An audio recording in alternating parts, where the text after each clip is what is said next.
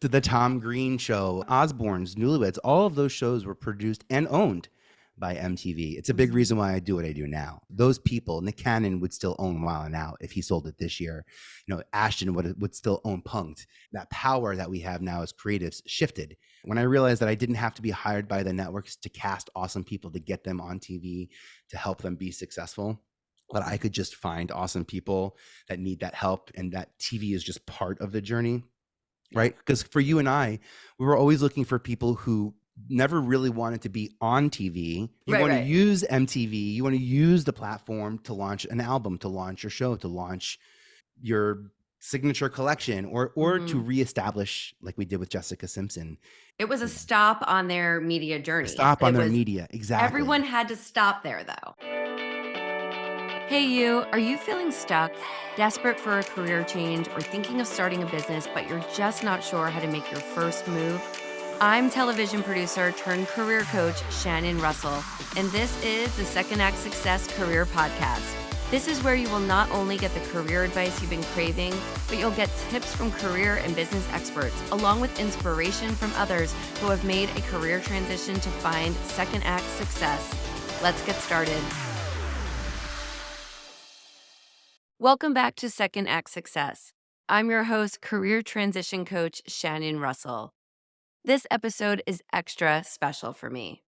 I'm bringing on a dear old friend who I began my career with right out of college at MTV. His name is Vinnie Potestivo.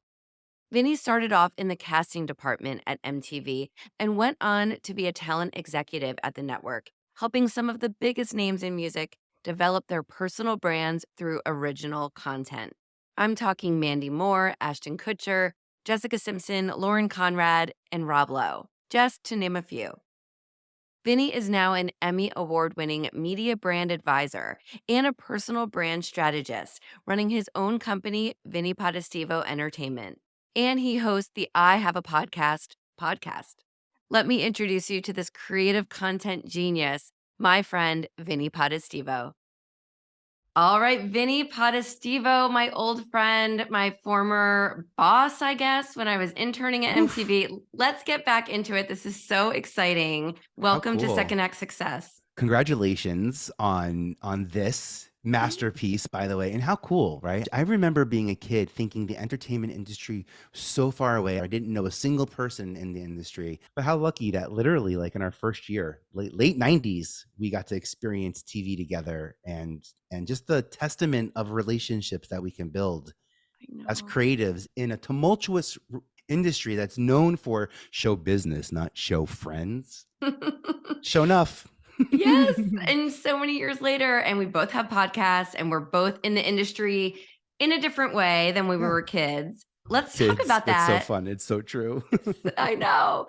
Did you know you wanted to be in entertainment from when you were little? So I didn't know entertainment and television were the same thing. Like I grew up before the internet, so you got to take it easy on me. I grew up wanting to be on TV, and I knew that VHS tapes could get me there. Like we would go with our families to Blockbusters or a local, video. That was an experience. We got to select something, bring something home. We picked it, we put it into a box, and it was suddenly on our television. I was thrilled to think of a career where I could just be in VHSs. I didn't even know that meant movies or TV shows. I was really interested in getting on TV. I learned how to wire two VCRs together in high school so I can start editing home movies at home. So I would record a lot, and then I would sit at home and pause, record. And then my senior year in high school, an internship opened up at the Staten Island Basic Access Channel. And that's where I got to learn everything, the foundation of television. I was a control room PA. I learned how to digitize content, how to handle data to tape to digital. That time in media, we saw floppy disks, hard disks, no disks, USB disks. We saw the file size go. We saw Napster come and go. We saw file trading come and go. The idea of moving media was really exciting to me. It was that skill set of knowing how to wire two VCRs together that I truly, honestly think was one of the reasons why I got picked to help my boss in 98 launch the MTV Talent Development Department. hired because of my brilliance in casting or talent development. I was really good at tracking databases and information. In college, I took out an ad on Backstage, which is a platform for non-union actors and talent. And I said, I'm looking to build my files. If you're looking for future work, send me your headshots and resumes. 1 Campus Road, Student Box 577, attention, Vinnie Potestivo. I didn't even think like I should have a company.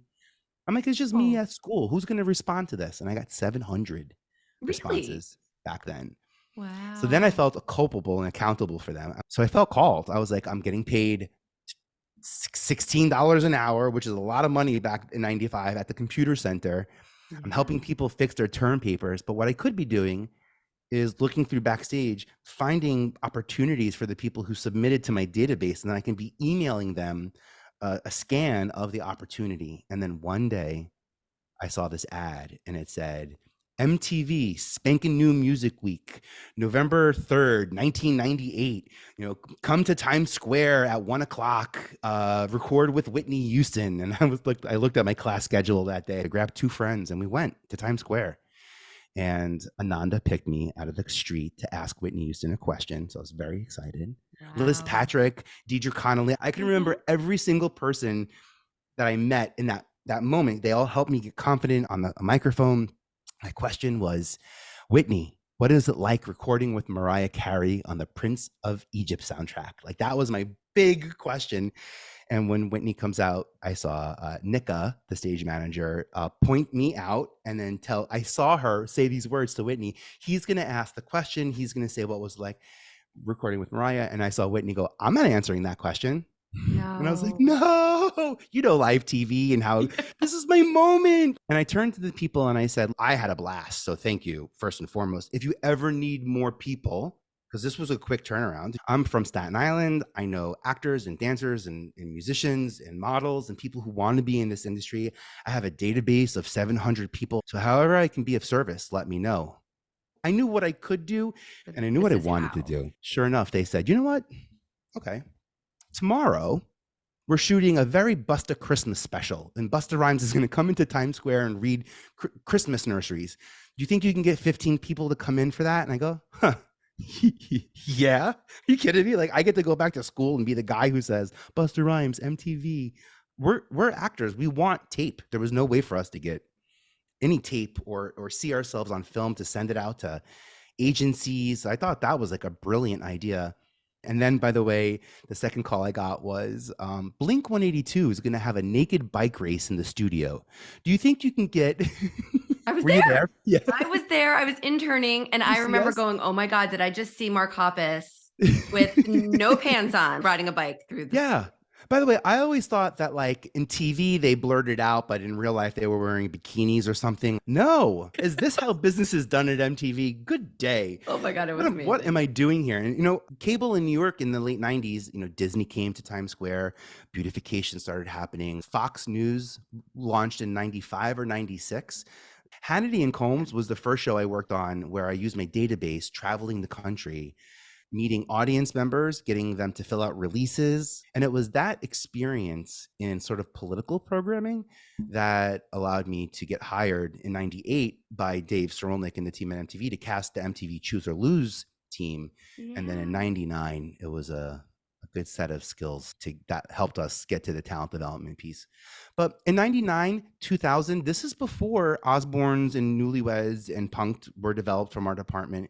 We were working on shows like Say What Karaoke, which is Mhm. silly to think of, but I was able to get so many friends on that stage singing in their own voice, singing songs that they were able to take and then get representation and management and get on Broadway and get additional shows on. So I love that this cable boom happened at a point in time where we were able to really tap into it. And I'm such a New Yorker. I'm like, I love No. that I didn't have to leave and go to the West Coast. I know, oh, Vinnie, hey, I would have never thought. Hey there, my friend. Shannon here, just popping in quickly because I'm wondering, is this episode getting you thinking? Are you starting to come up with ideas for your second act? Maybe it's changing careers, writing a book, starting a business. Whatever it is, I am here to help. You can book a free discovery call with me so that we can chat about your next steps. So head over to secondactsuccess.co/coaching. Now let's get back to the episode. It was such a time, 99, 2000s, when I was there too. And it just was a time where TRL was huge. All of these Yeah. celebrities, these bands, like we got to work with celebrity talent and rock stars and bands. It was such a mesh between our spring breaks and New Year's and just all of the things that we got to do. It was such an incredible time. And And then things started changing a little bit later when the outside production companies were coming in and then MTV started changing, but we were there at the best time. oh yeah, it's funny you bring up outside production companies because I say to people, I worked at MTV for 10 years, MTV Networks. Like we launched 50 networks internationally. I can't tell you how much we launched without ever working with production companies to produce our shows because we were permalancers back then and MTV had a production company. So the Tom Green Show, Osbourne's, Newlyweds, all of those shows were produced and owned by MTV. It's a big reason why I do what I do now because those people, Nick Cannon would still own Wild 'N Out if he sold it this year. You know, Ashton would still own Punk'd. That power that we have now as creatives shifted mostly because of the audience and technology. So when I realized that I didn't have to be hired by the networks to cast awesome people to get them on TV to help them be successful, but I could just find awesome people that need that help and that TV is just part of the journey. Right? Because for you and I, we were always looking for people who never really wanted to be on TV. You want to use MTV, you want to use the platform to launch an album, to launch your show, to launch your signature collection or to reestablish like we did with Jessica Simpson.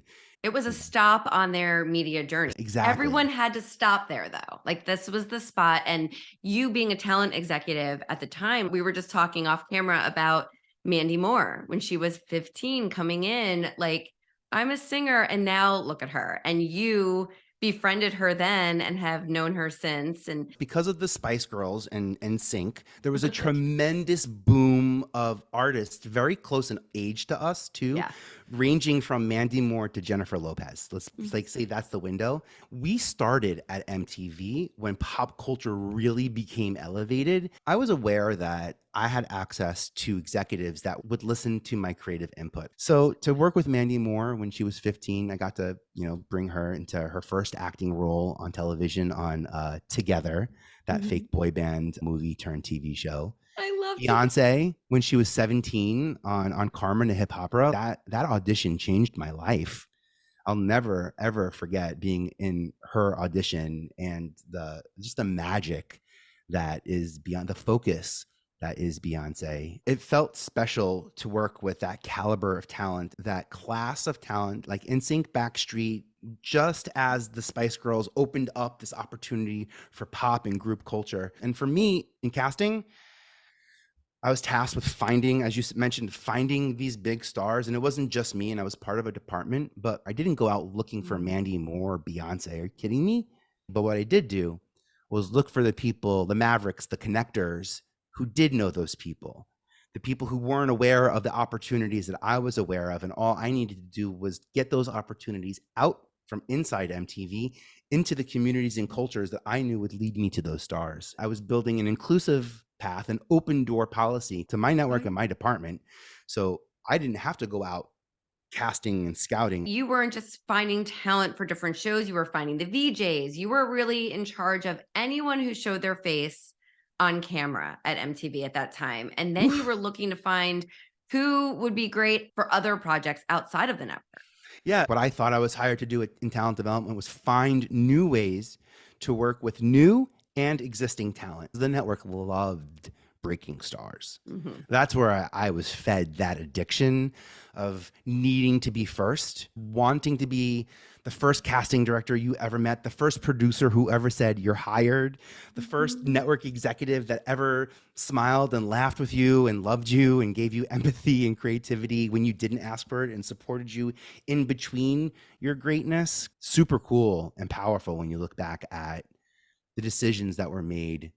And again, just the conversations that we were a part of in the room was so high above my pay grade or even understanding of business that because we were young and because our platform was creating youth culture as opposed to publishing youth culture, like where MTV now is a little bit like, you tell us what you want and we're going to get it to you and it's going to be great and we're here for you, versus us where we were like, y'all ain't making enough noise about this topic. So like, let's talk about it. Let's talk about this. Let's get this in a format. Let's make this made. Let's make this wannabe. Let's call it what it is and start the conversations. That's the piece that I took with me and continue to inspire. We had a lot of responsibility being in our 20s. I remember being handed a camera in Cancun, follow this band. I think I was with Ludacris on a yacht. I don't even know, but it was like, I remember I think maybe as if like we don't, as if like those moments aren't etched into our therapy sessions and the best moments of our life as well. Yes. And I remember, this is really funny, is going onto the yacht with Ludacris in Cancun. And he said, you have to take a shot before you go upstairs on the boat. Any other network, it would be like, oh, you can't do that. But here it was like, I looked at my producer, who was one of my best friends, and he was like, gotta do it. And I took that shot and I went up with my camera and I shot everything, him and all the girls on the boat. And that is a memory that was so cool. And I was probably 24, and it was just the responsibility we got to really turn out that content was so cool. Then things started changing and I moved to Los Angeles. I went to other networks at that time, but always stayed at MTV. I mean, I was there until the very end of my TV career, working on both coasts. I would get hired to go back and produce in New York. And that was wonderful because I think the relationships we made, we were all so close. It's not like that anywhere else in the industry that I've seen. With talent too. And they let us, right? Like the network wanted us to have relationships with talent. But what I always got from that platform was, if it wasn't for the staff, if it wasn't for the crew and our relationships with each other and with talent, that no part of this would work. That's a measurement of you doing well, right? Like Rob Dyrdek doing amazing on the network. He's been here for a long time. That's proof. Nick Cannon's still on the network because he does well. The numbers prove. TJ Lavin. Oh my God. I'm just name dropping all of my legacy castings here, by the way. I was so in love with Lavin. Were you? Me too. Sports and Music Festival, Las Vegas. That was it. Whatever. I think it was you and I. We met. It was Sports and Music. We were together. Did you shoot at his house? Why did you not invite me to his house? Oh, Vinnie? like I could have. Like I was in charge of that back then. No, we shot. It was old downtown Vegas. Oh yeah. I remember. I know exactly what that was. Back then, it was the Gauntlet before it became the Challenge. When we were looking for a host, and after Johnny Mosley and Dave Mira, God rest his soul, I worked with two athletes who were seasonally active, and then the Challenge became 24/7, 365. That show kicked off, so we needed someone who could travel with it, and there was no one better than TJ. I have to be really honest. What an ally that guy is. I do not need to be in the room with him to know that he's got my back. He's got the words, and he's going to make a difference, and he's going to make a change. And it's not just me. It's all those cast members on that. I get kind of emotional when I talk about it. He's just it was like, I hate to say it, like Carson Daly too, an awesome guy who went above and beyond to take care of us. Yeah. Like he saw us as family, and I saw that in TJ. So Nick Cannon, same. It was a mutual relationship though. So give yourself credit, because they have the career that they have because of the relationship with you too at MTV, and that you saw that in them. So it really is the relationship you had with each other. And then you continued it. I guess we should shift, because we could just talk all day about all the good times. But you left MTV and you went out and did a lot in production and working with different networks as well. Do you want to talk a little bit about what happened when you left the network officially and branched out kind of on your own? Yeah. Well, in 2007, it wasn't just networks. YouTube was around. There were apps, there were .coms that are around that had programming needs. We did a show where we took the Axe body spray scents and we gave them personalities, and it was like a comedic scripted thing. And I got to bring that brand to life through so the brand and content, technology and content, talent and technology, there were a lot more opportunities. So the first thing I did, worked at Bravo, Discovery, A&E, Lifetime, helped them create their talent development departments. And I got to work with, YouTube on their first live event, and MySpace.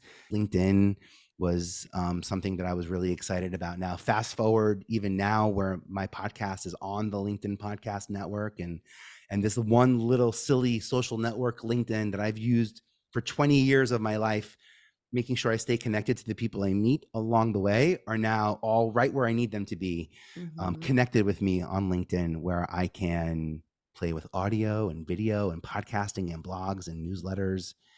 There's just a lot of opportunity out there. And up until about 2015, I was creating shows and selling them, or I was casting shows and providing that service. I sold a show to A&E called Save It or Sell It, which was about like boomers who had a business and we didn't know if they wanted to save it and reinvest in it. And I had to go find these awesome business experts. And in that process, I realized there were a lot of people now who are qualified to do what I was doing, which was getting small business owners and large business owners and celebrities and leaders on television.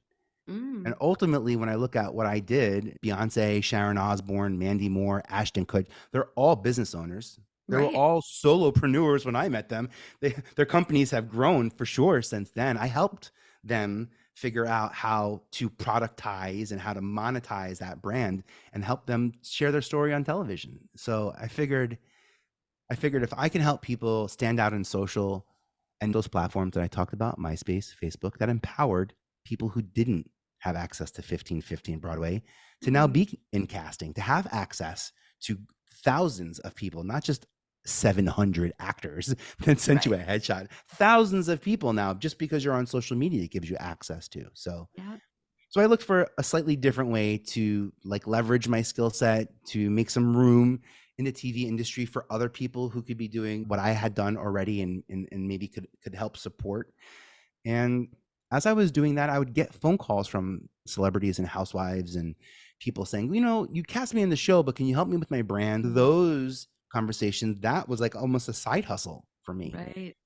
Fast forward, it's a complete flip. I'm either one-on-one with my clients now, meaning with the CEO or the celebrity one-on-one, or I have a couple of groups that I'm a part of, an inner circle and a mastermind, where I'm helping professionals or advanced professionals, excel in authority and grow reach and grow audience and grow affinity through the content that they own. And I can use my experience as a talent booker to help procure placements on podcasts so that I can make impactful meetings happen that don't just create great episodes, but are the types of episodes that are then mentioned in the speeches when the Mm. podcaster goes off to talk at conventions, and they're mentioned in the decks as high value.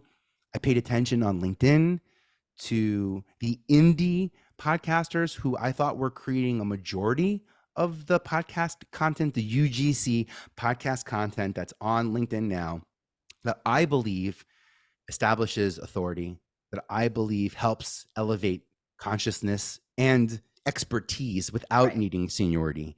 If I can connect people to that system and show them how like what you and I had to do together Yeah. 25 years ago is work together, different outcomes, different shows, different departments. I like to take that experience with me and show people, over a year how to take your personal brand, knowing where you want to go, knowing what you're capable of, putting out a 1-year strategy, Mhm. looking at that as maybe 4 quarterly smaller activations with each month supporting a step along the way. And as podcasters, creating content that the rest of the globe is talking about, having a conversation about the environment on Earth Week, for example, will help us with our reach because the press might pick us up. Yep. Social media is talking about Earth Week and the environment already. So being conscious of that external calendar for me is just as important as what those internal networks are looking for, those mandates, what they want, versus what I'm capable of making, what I can make. So I make as much as I can. And if I can sell it, that's great. If I should post it, I'm ready. I've also realized there's more platforms to come. So like someone listening to this might think, I don't know if I have a podcast or a show or a book. Maybe it's not a story. Maybe it's something that we haven't seen yet because that media form hasn't been created. I believe in that. I've seen it. Mhm. We've over 25 years, we've seen change in our industry larger than anybody else. Oh, yeah. I mean, going from producing TV in-house at a network to produce at individual production companies, at digital companies and then now doing podcasting. I mean, it's just all evolved. So you're right. There's so much more to come. And everyone has a story and a brand that can help in different ways. And you just have to figure out what that is. And I love that Yeah. you're helping people do that now. I agree with you. Everyone has a story. But what I wish people would focus on is being the source of the story instead of being the story.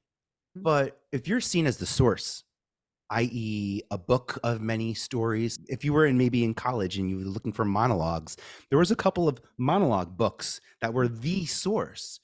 And there's authority that comes with being the source. So what I tried to do, for example, at MTV, my story was not I'm in casting. No. My story was I'm a source of casting. I'm connected to opportunities. There's more than one opportunity at any given time with me, and there always has been. I'm waiting for the right moment and the right person and the right opportunity to make that magic happen. But it's figuring that out. That's empowered business owners like us, creatives like us, or maybe people who don't even identify as creatives, who now can, and we own it. Big difference. We talked about some big names here. They don't own those shows. Okay? You want to know the power of owning your content? Look on your Apple TV, count how many pluses and pros and maxes and all the other types of digital platforms that magically just appeared. Yeah. And look at what's on the shelves. Content. Right. So media is a platform. Content is what's in media. So content is what I would watch. Media is how I'm watching it.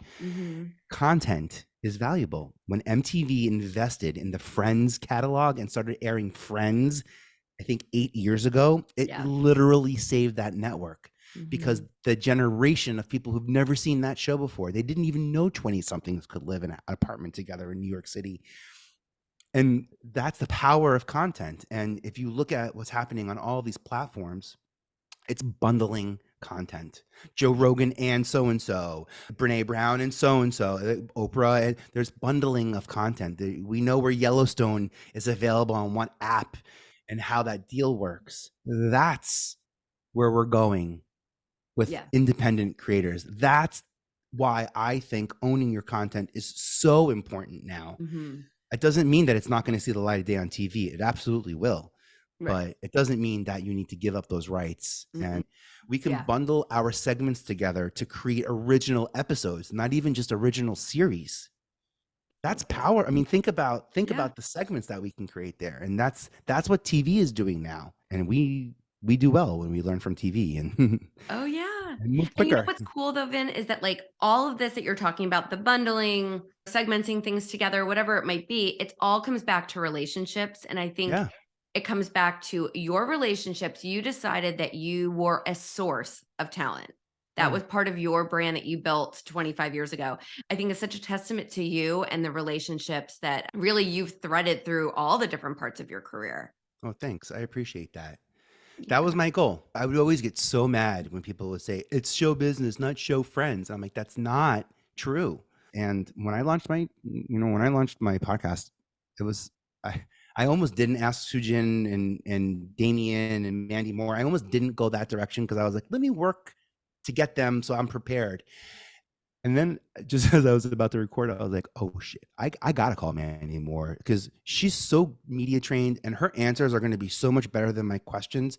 I'm going to learn to ask better questions by her giving me better answers. Oh my gosh, she's like out there still. I still am number one source of inspiration just on how to make decisions in my life, how to manage my creative energy. She talked about the input dictates the output, that it's okay to watch TV as long as you're creating TV. It's okay to read books when you're writing books. It's okay to listen to songs when you're writing songs. You want to know what the rest of the world knows. It's right here for you to look at. So was she the first call you made then?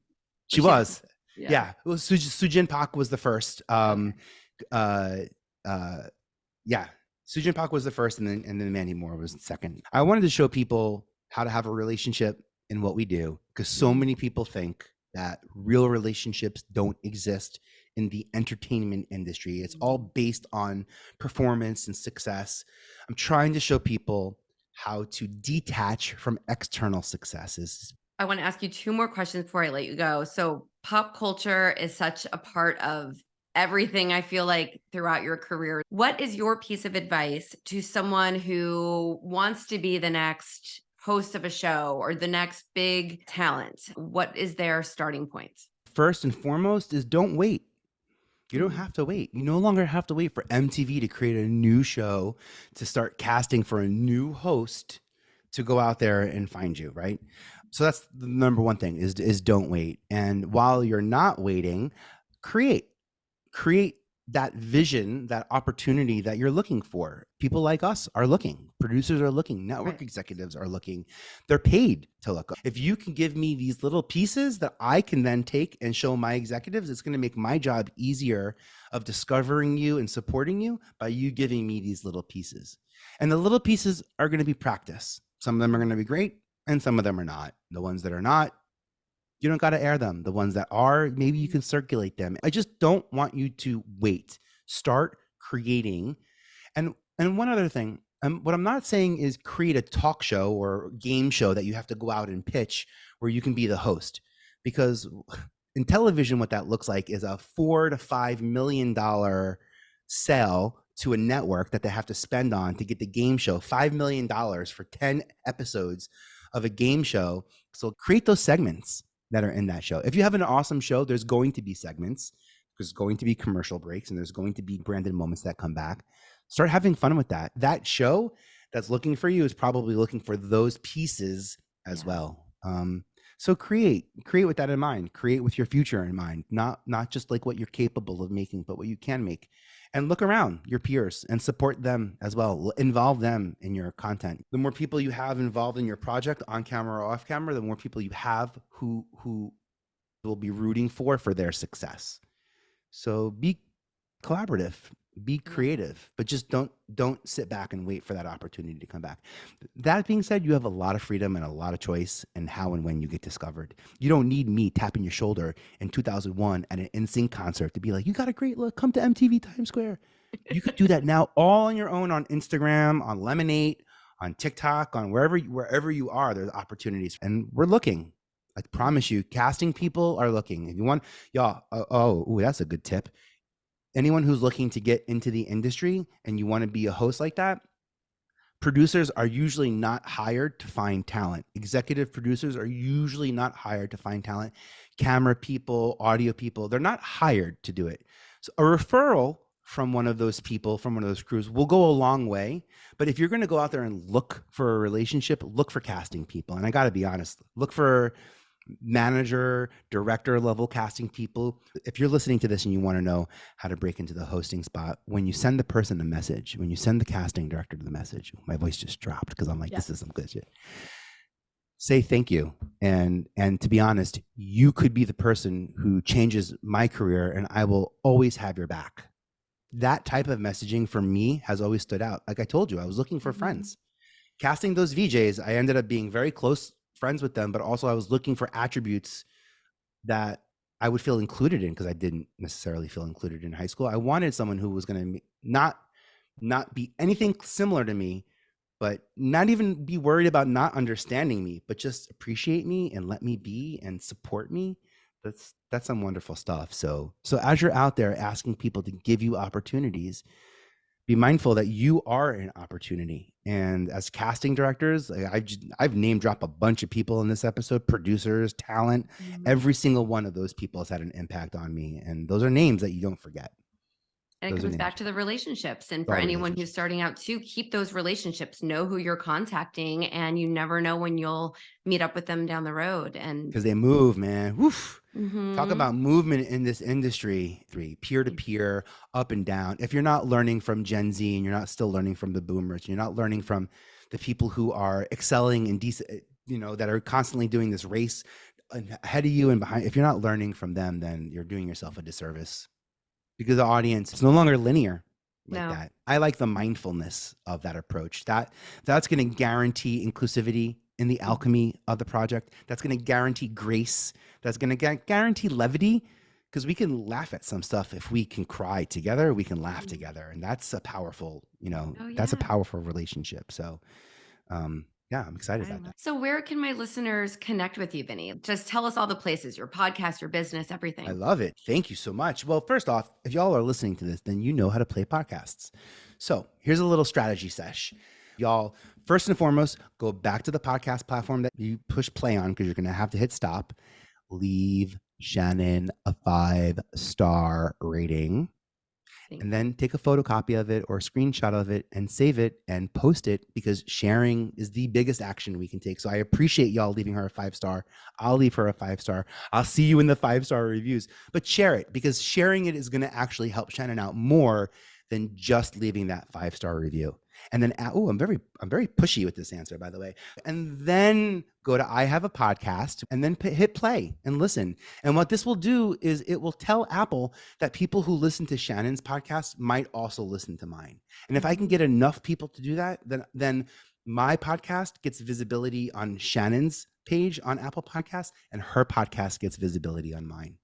And I'm all about that visibility, for us. Yep. That's one of the benefits of being an indie creator. Okay, and your website? Oh, my website, ihaveapodcast.com. And if anyone knows any awesome podcasters that should get like a featured podcaster article, I love discovering indie artists and indie podcasters. I'm constantly, every single week, profiling new episodes, new podcasts, new podcasters. And it's not just a place for podcasting, but more so how podcasting can support the many industries that are out there, from dentists to doctors, yes, to creatives like us, to talent and SMB owners. B2B, D2C, whatever it is, the opportunities are there. ihaveapodcast.com is an awesome place if anyone's looking to grow or share that with someone they're looking for. Otherwise, I hang out on LinkedIn a whole bunch. My podcast is on LinkedIn Podcast Network, where LinkedIn presents I Have a Podcast. I have a podcast newsletter, lots of action that I do on LinkedIn. So I invite you to connect with me there and our newsletter and stay in touch. And Shannon, I'm so excited that I don't even want to say the amount of years, but many years later that we would find ourselves, in the same exact space in this giant universe. Just because we started together doesn't often mean we'll sync up along the journey, but it's been an awesome journey. And I love seeing you and it's rehashing this. And by the way, I'm sorry for all y'all listening to this who are like, these two need to get a room. We just got a podcast instead. Oh my God. We spared you guys from so many more stories because we really could have talked for 10 more hours. But Vin, I am just so lucky to call you a friend and to have started my career with you and to be in this space with you. So thank you for taking the time. This has been so much fun for me. And I know my listeners are going to get so much out of it. I'm going to link to everything so everyone can connect with you. So thank you. Thank you so much. And hi to all your listeners. It's awesome for y'all to hear us, but I can't wait to hear from you in the 5-star reviews. Don't forget. And you got to take a snapshot and you got to share it on Insta. You have to share it, because when people see you sharing it, it will make them not only want to leave her a 5-star review, but it will make them want to share it with you as well. And that's a big action. Oh, I appreciate you so much. Love you. Thank you. Love you too. Thank you for joining us. I hope you found some gems of inspiration and some takeaways to help you on your path to second act success. To view show notes from this episode, visit secondactsuccess.co. Before you go, don't forget to subscribe to the podcast so you don't miss a single episode. Reviews only take a few moments and they really do mean so much. Thank you again for listening. I'm Shannon Russell, and this is Second Act Success.